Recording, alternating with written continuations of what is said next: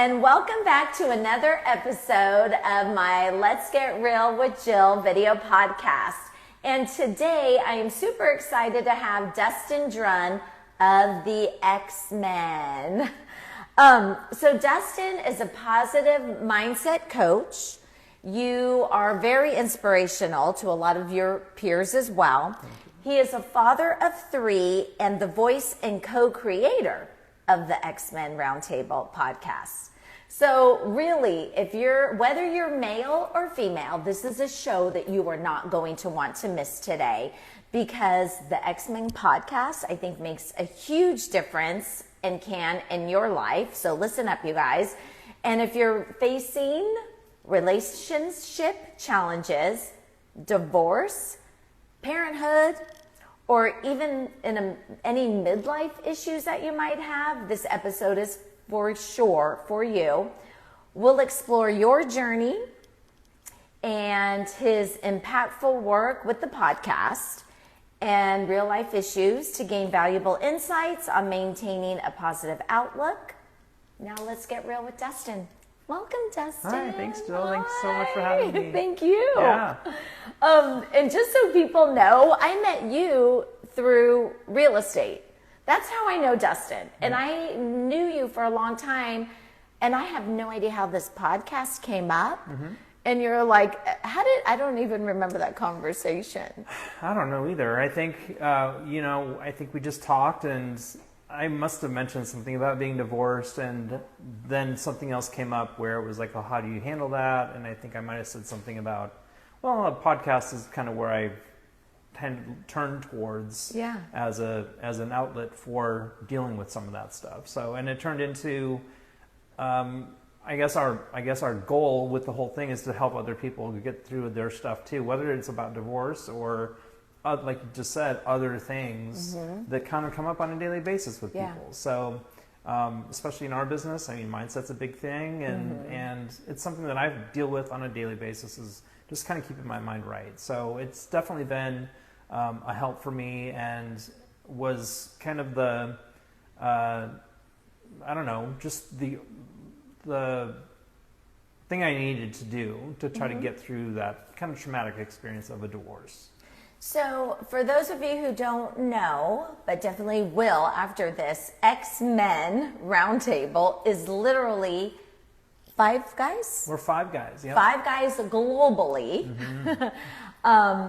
who have been divorced. Yeah. So they're exes. So that's how you came up with X-Men. Yes. Because I just kind of pictured X-Men as like a big movie. I do have to explain that to people, that I have to spell out that's EX and then hyphen and then men. Okay. So otherwise you're looking at like Wolverine and like all of like Dr. Xavier, whatever, whatever. So all the superhero guys. So it's not that. Well, I think you guys are kind of superheroes. Well, you can wear your cape. Yeah, sure. When the movie comes out. There you go. Okay, so here's the thing that I wanted to also share is we did not rehearse anything. Nope. So we're just having a real conversation. And what I like about this, and what I liked about X-Men, is as a woman to understand and hear your male side of things, and could be 5 different men opinions. You guys could all be kind of related the same, and just knowing you're human too. You guys have a hard time being vulnerable as well. So it's so refreshing as a single female, divorced. I am a single parent, to hear that you guys are human too. Sure.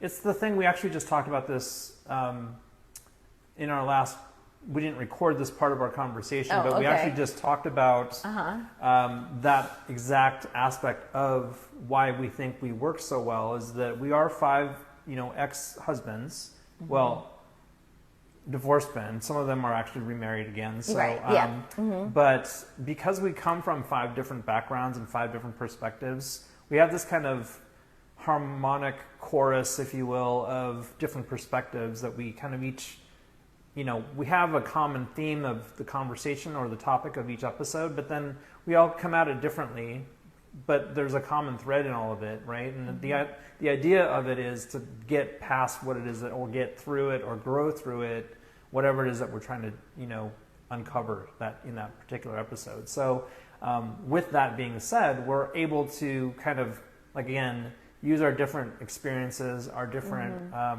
backgrounds, our different even faith and those kinds of things to kind of come at things with a little bit different attitudes. So if something doesn't resonate, that I say something doesn't resonate with, let's say, somebody, one of the other guys might say something and it'll resonate with them. Yeah. So there's a little bit of we kind of come at it with a different, kind of like a team effort situation. Yeah. How do you guys all know each other? So during COVID, the way that we found each other was during COVID, when everything was kind of upside down. One of the things that happened to me was, well, let me back up. In 2020, I was working at a commercial real estate company, which had been there for 17 years. And things were just kind of clipping along. I'd been there for a minute. I'd also, that beginning of that 2020 year was when my divorce finalized as well. So March comes COVID, April comes the divorce, May comes this kind of relocation period for me, physical relocation of finding a new place to live and all that. Okay. June comes along, and the person that I work for, the real estate company that I'd worked for 17 years, passes away. Oh, tragically. Dustin, I'm sorry. Oh no, it's okay. I mean, whatever. Okay. And sorry, it's okay. Yeah. And so he didn't. I mean, it was an accident, or it was a health issue that he was facing. And anyway, so that kind of turned things around because it was also during COVID, and so I got into selling houses because a month or so, 6 weeks later, that company laid me off. Okay. Yeah. Okay. So then I found selling houses, and the way that I found selling houses was the real estate agent who sold my house in the divorce. Okay. Was Emily. Okay. So it kind of worked itself out. I met with a realtor couple who I now work with. Yeah. And so I kind of fell into real estate, like we all do, right? Okay. But before that happened, in that kind of transitional period before I was looking for work, one of the things that was kind of popular at the time was like coaching and those kinds of things. So that's what everyone was talking about, like, well, become a coach, become an expert, find a niche, monetize your blah, blah, blah, whatever. And so during that time, one of the things that they tell you is, what's something that you're really good at? What's something you can talk about, without really being prompted or have a script? Or what can you talk about without, within a natural way? And for me at the time, it was divorce. So I'm like, well, I know all about divorce now. Right. And so I went on Facebook, and I found this group of people. Like, I went on Facebook groups, and I found divorced men groups. And what I found out about divorced men groups on Facebook, and if there's anyone listening that's on a Facebook group that's about divorce, you'll probably see pretty quickly that it's a lot of negativity. There's a lot of people sitting in a hole all the time, just feeling bad and ragging on their ex and being just really kind of gross, right? Yeah. Or talking about our troubles and how they're going to keep their kids, or how they're going to, all this stuff that's really on the icky. And in my process of doing that, what I realized was, I'm not going to do this to myself. I'm not going to be in this place. I'm not going to keep myself in that spot. So I kind of shifted it around. I'm like, how come there's nothing here that's positive? How come there's nothing here that's like, lifting other people up? I mean, it's hard to find that. So in doing that, I decided to create my own group. And so that was kind of the beginning of my search for all of this. And in that, I found one of the guys in the X-Men podcast, because he had made a comment to somebody else's comment on another group that we were both trolling at the time. Okay. And he made some positive comment to this guy's sad post that was very uplifting and kind of inspirational. And so I reached out to him. His name is Stuart Young. Stuart from Europe. Stuart from England. Yes, from England. So I reached out to Stuart. I recognize him. I didn't know he was from England at the time, but I reached out to him on the side and said, hey man, you did a great job with that with that person. I really appreciated what you said. I'm also starting a group. Would you like to join me? Would you like to join my group?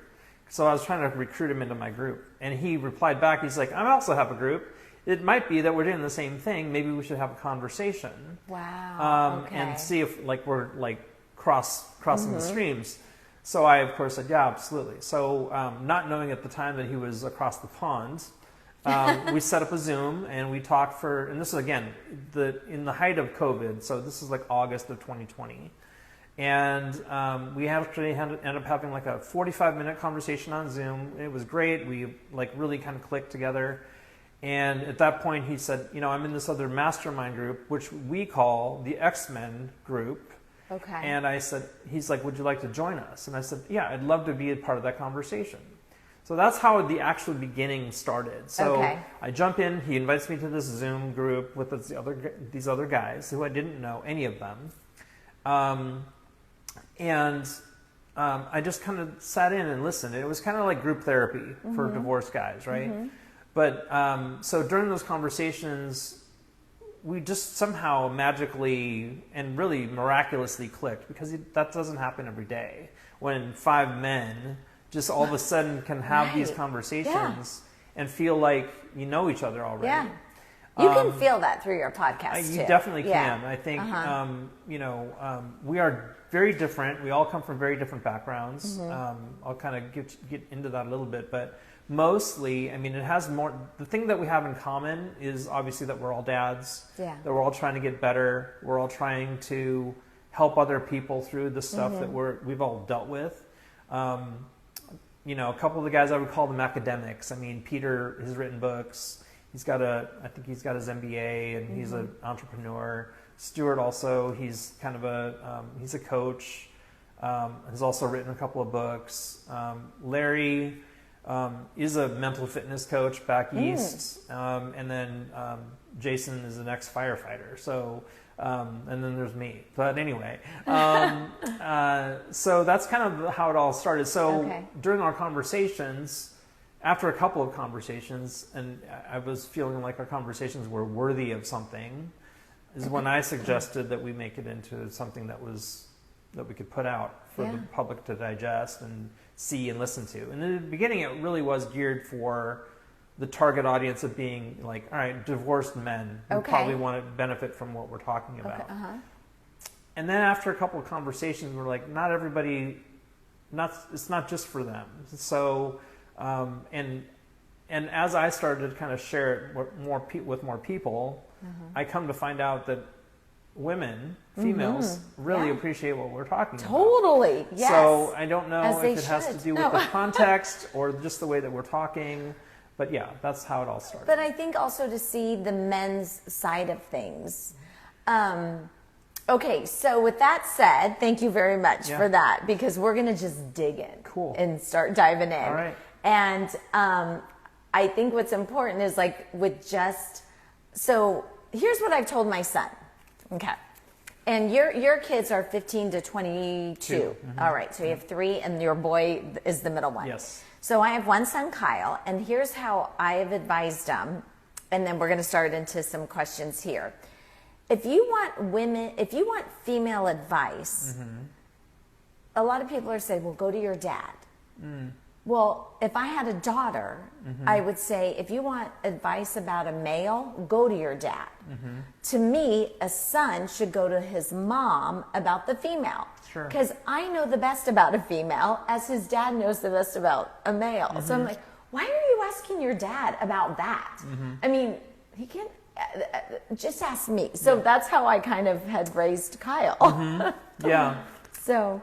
I think...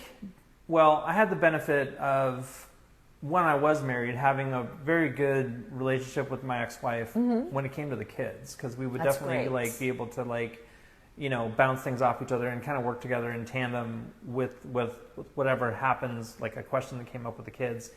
And more often than not, we would figure out, even though we would have independent conversations with, let's say, one of the kids, we would more often than not come up with the same answer, which was always interesting. So it was kind of that was kind of good. And I think that's still actually, even though she and I, ex-wife and I, we're not estranged, but we're not close anymore. Sure, yeah. Mm-hmm. But it's funny because just the other day, my youngest daughter asked me a question, and I gave her an answer, and she said, "That's funny. That's what Mom said." Okay. Okay, that's so good. It's yeah, good. So yeah. we are on the same page Yeah. with that. But to your point about, going to the opposite parent for For questions. like advice of the opposite sex. Yeah. That's what I mean. As an older, because he's older. I mean, I'm just trying to think, I try to handle those things if I can. Not being, I guess I'd consider myself still a single parent, but... well, you are. Yeah. In a way. You both are. Yeah. Yeah. Right. Uh-huh. Yeah. So, I don't know. I think... I'll give you an example. So recently, my son's girlfriend and he broke up, and so he's asking me questions about, or not really asking, just like telling me that he's feeling a certain kind of way. Obviously, he's sad, right? Yeah. And I said, I understand. If there's somebody that understands that, it's me, right? And same thing with his mom. Like his mom also understands about having a breakup. But it's just. That's not less to do with like the gender part of it, but more to do with the life experience of having being a breakup. Yeah. But from my perspective as a father and as a man, I'm like, look, yes, breakups happen, and then it's not gender specific necessarily because it just happens to everybody. But for him, it's just like you just got to keep cruising, keep going, keep moving. This is a good thing. It's okay. You're 20. Right. This is your first girlfriend. It's going to be all right, It's hard at that moment, though. It is hard at the moment. For sure. It's hard anytime that you're in the trench, as we talk about in the podcast. Yeah. We've talked about not being able to see, the higher altitude view of something when you're actually in it. So it's difficult. Yeah. So Dustin, you're 4 years now divorced. Yes. Okay. What does your dating situation look like? It's nothing. There's no dating situation. Okay. Why is that? Talk to me about that. I was in a relationship kind of right after the divorce. A friend of mine and I, were tried to work something out. Or we're together. We're still friends, actually. We dated for a minute, but it just wasn't quite. We both decided we're better off as friends. Okay. So we're good. Since then, I haven't really pursued too much. I think I'm just getting comfortable with being alone. I was married for a really long time. I was married for 25 years. We were high school sweethearts. Whoa. And so I never really had that time to be by myself. And so now I'm really learning how to do that. Yeah. And I would say, and even right after the divorce, I didn't give myself time to do that. So now I'm giving myself that minute. I'm meeting people, I talk to people, I chat with people, but I'm not out to be in another relationship at this point, and I'm okay with that. Okay, that's good. Yeah. So what's interesting that I have found, because I've been single since 2007, that's a long flipping time, and that's totally my fault. I'll take ownership on that. It's our fault. So I think though that I will see people, they're like, well, one day they're happy on Facebook, the next day they're divorced, and then the next day they're married. I'm like, what the heck? And and then they're divorced again, and now they're married again. Sure. So I don't know. I don't get. I mean, I think individually, you're okay with this. You had a relationship, but you're are you just figuring things out? Are you in a transition? At this point, I don't feel like I'm in a transition anymore. I feel like I'm kind of finally coming to peace with being on my own and finding my own kind of rhythm of life and what I'm looking for. And the one thing that's a positive, I guess, if you want, of the divorce is it gives you clarity on what you will and won't do in your next relationship. And so I'm working out what that clarity is. And there's also, I have a codependency streak in me. I have, abandonment issues that I have, that not just from the divorce, but stuff from my childhood and things I'm adopted. So that's a whole, maybe another conversation. Another episode. Yeah, maybe. But at the heart of all of our stuff, we talk about childhood trauma. There is childhood trauma there, probably. That's maybe the cause of some sort to other things that kind of show up in your life. But right, for everybody, I think. For everybody. Yeah. And that seems to be kind of the common, a common theme among people that are dealing with stuff today, right? So, I don't know if we got off topic, but so about the dating and being single and being comfortable with. I'm okay with it. I'm just kind of in that exploration mode of just understanding, like, meeting people. I was talking to a friend of mine, and she's like, "Go for volume with these with these dating apps and stuff," and I'm like, "That sounds horrible." I know, but there's an element of truth to it, in the sense that you just need to, like, it is a numbers game if that's what you're looking for. And I'm understanding now, kind of getting a better feel for, is that I don't have to be in a relationship. I do appreciate knowing new people. I do like the experience of understanding, like, where people are coming from and what their different perspectives are, and makes me more of a well-rounded person and a more experienced person with other personalities and things like that. Am I looking for the fireworks? I mean, if it shows up, I'll take it. I'll be happy about it. But I'm not gonna manufacture something either. I'm not gonna force it. Okay, hold on to that thought about the fireworks. Okay. Stuart, I think it was Stuart on one of your shows said, "Are you?" And it's kind of getting a little warm in here. Are you okay? I'm fine. Okay, because we can blast the air a little more if need be. So I think it was Stuart when he said, when he first started dating, anybody who would say, "Let me fix you up." Okay. Do you remember that? It was one of the episodes, and he's just like, "I'm going for it. I'm going to date everybody." Yeah. That just seems like a lot. It's a lot of work. Yeah. I'll tell you this. I mean, the thing about dating is there is a lot of work. It's kind of funny. It's kind of like it's prospecting, basically. It's like real estate prospecting. It's lead generation and prospecting. Maybe I should go door knocking. Yeah, exactly. Look up their flyer. I'll make a flyer, like, with me on it, whatever. But there is like this moment where you're like, it's an interview process. That's what a date is, and it can be very tiresome, very much so. Yeah. So the fireworks. Let's talk about that. Yeah. I think that's what I look for. So a couple of people that I did have relationships with were never, or even that I married. If I had met him at a bar or online, there was no online dating then, I would have swiped the other direction. I would have swiped left. But because I met him at work and really fell in love with who he was just from working and knowing his personality. But the couple of people that I met, I would never have gone out with. So I think sometimes it's like really getting to know the person. And then the fireworks started. I am automatically looking for fireworks. I'm looking for the firework in the app.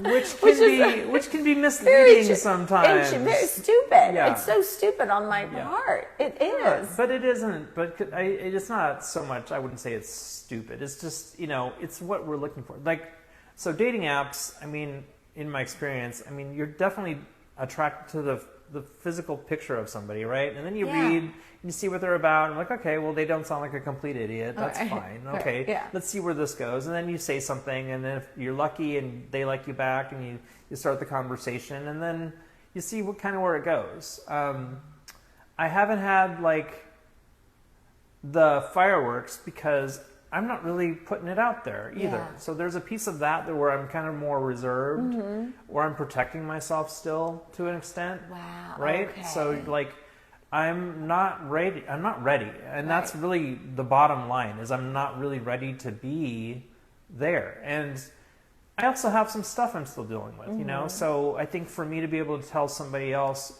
I'm 100% in with you would be a lie. It wouldn't be true, because I'm really not. Because I still have I've got a foot kind of out the door, because I still have work to do for myself, on myself. Which brings me to another point of, the law of attraction and those kinds of things. Yeah. And so in dating, if I'm not ready, I'm not going to attract the person who, I'm going to attract people who are also not quite ready. So with all of that said, I mean, it'll happen when it's supposed to happen. I'm not going to put any pressure on myself. you know, if someone watching this all of a sudden goes, man, that Dustin, man, That Dustin and you reach Droen. out, I mean, You have the fireworks for him. Yeah, right? Gosh. I mean, because sure. she may be around the corner. And we may never be ready. You never know. Because Yeah. we're always self-improving. Always. It's just kind of where those, you know, that time frame. Because, trust me, Dustin, people are like, why are you still single? Why? And honestly, I don't have an answer. That's been since 2007. But I will say this. I don't go out. People think, oh my gosh, she has such an outgoing personality. I see her on Facebook. She's here, she's there. Well, that doesn't mean it's not real. right. Yeah. So we're getting real here. Yeah, exactly. Okay, so so right now you're just kind of figuring things out. Yeah. And that's good. And I think that's important because some guys, they're on the hunt for the next person. And they may not be ready for that. Yeah, I felt like I was for a minute there. Yeah. I felt like I was like, I have to be with somebody. I have to be in a relationship. It defines who I am. It's how I identify myself. Ooh. And like we actually had a guy on the show, I don't know, a year or so ago, and that's what he said. He's like, I identify as a husband. I identify as, you know, and he was divorced and then remarried, and the reason he got remarried is like, I have to be married to somebody. And that's okay if that's what you want, but you know, for a lot of us, I mean, we just want. And he was lucky enough to find the person he wanted to marry again, and that was great. It was the Eric Lofholm episode, if you want to check that one out. But yeah, to identify yourself in a certain kind of way of having to be in a relationship, I mean, then that's fine. But it's also you're putting a lot of pressure on yourself to do that. And again, going back to the work part, like it shouldn't have to be that hard. Right. I don't think. Like finding somebody shouldn't be like. It should come natural, I believe. For me, it should come natural. It should be, you know, effortless, really, if you find the right person. Oh, sure. You mean like when you find that person, like the dating part of it. Yeah, that part. Oh, it should be like, oh my gosh, I can't wait to, you know, whatever. Yes. Yeah. And go ahead. And I was going to say, it's, if you feel like you have to, like, you know, it's like buying a house. Like if we keep referring to real estate. Right. Well, there's a lot of things. If your client is telling you, yeah, we like the house, but blah blah blah, well then don't buy the house, right? Like, you know, it's just like in a relationship. If you like somebody, but you know there are things that need to be worked on, and you're not feeling like it's the thing, then yeah, you can rent it if you want. Try it. Yeah. But, oh my gosh, that's so true. Right. And then okay, let me ask you this. Okay. All right. So, I don't know who it was that was in a relationship for like 6 or 7 years and then got married. And I think they've been married now for 10 years. Yeah. Probably Peter. Okay. Then you have the one who has been dating the same person for 10 years. That's Larry. Larry, what's going on? Okay. But obviously, is she okay with that? Yeah, it works for them. I think, you know, we actually talked a little bit more, I think, about that episode, where they're both like completely fine with that situation. They've, you know, been together for long enough and it just works. Do they both have like young kids or their kids? No, they're it just grown works. Kids, they're okay. Wow. Yeah. And so one is not pressuring the other or saying, this is what I want, or what is our future like, or what does retirement look? None of that. None of that's happening. And I think that's great because they both know who each of them individually are and they know how they've worked together. And, you know, there's no, like, the one thing that I do know now is that there's no, like, right or wrong way to do something if you're both cool with it. Right. Totally. No big deal. Up to them. Yeah. You know, I mean, other people might look at it and go, what is this? You know, but it's not my my business. It works for you guys. That's awesome, right? So a friend of mine, she's going to shoot me. No. She has been with her boyfriend. It'll be 13 years in September. Ooh, that's a number. But she's been wanting to get married since she was expecting a ring at year 5. And if it hasn't happened, I mean, what would you say to somebody like that? Well, I mean, And she's not good with it. So, that it hasn't okay, happened. well then she has to decide, like, you know, do you want to, is this worth staying, or is it worth, like, you know, cutting and running? Because at the end of the day, I mean, you have to find you're responsible for your own bliss, your own happiness, right? And if you're keeping yourself in a spot that isn't giving you that, maybe it's time to think about something different, right? And I understand that completely, because it's hard to have, it's easier said than done, for sure. Right. Because you're in a pattern, you're in like a certain, like, especially after 13 years, Yes. you're in a pattern with a person, you're familiar with a person, you zig, they zag, you understand what the other person's thinking and whatever, you can anticipate what's happening, so it's comfortable, right? But if there's this nagging thing underneath it, you know, it's gonna rear its ugly head down the road, probably, likely, And if it hasn't already. Right. And I mean, every situation's different, but I would feel like I'm not worthy. And I mean, that would linger on me every day, that if somebody does not want to commit, and I do. But which is a conversation they should probably have, right? I think they have now for 7 years. Yeah. So Since year 5. So then the question is, why? Why aren't they? What's the problem? Like, what is the thing that needs to be done in order for him to pull the trigger if she's ready to go? Or is there something that can be negotiated or changed or whatever? Like, what is the thing that needs to be done? So the questions there has to be an open and honest conversation. There has to be communication about what the other person wants or doesn't want. And if that thing doesn't happen, then you get to make the hard decision of, is this gonna be us for the next another 13 years, or where are we headed with all of this? And I don't know how old your friend is, but you know, me, I'm 52 now, so that's a whole nother can of worms right there with like dating, because I feel like we just celebrated your 50th birthday. It's been a couple of years now. It feels or like it. Or maybe we celebrated your 51st. I don't know. I don't know. Okay. I'll be 53 in July. Okay. So, yeah. July what? The 14th. Oh, I'm July 10th. Oh, yeah. We're Cancers. Yes. Yay. No wonder we get along so well. Okay. So, that was, dating life. Yeah. Yeah. So, okay, 52. So yeah. You're 50. Okay, so what do you think about, do you want to have a life partner eventually? Or are you okay being single at 70? That's a great question. If the right person came along, I'd be happy to be with someone like that. Honestly, I don't know if that's even something I'm focused on right now. I think for me to be able to answer that question, I'd have to be okay with myself, and I'm actually not. I'm not okay with myself right now. Yeah. And I love that vulnerability. Important. You have to be honest with yourself about that. Like, am I in a position where I can say I can give you all of me? And the answer is no, I can't, because I'm working on me right now. I'm in a position of rebuilding my life still after 4 years.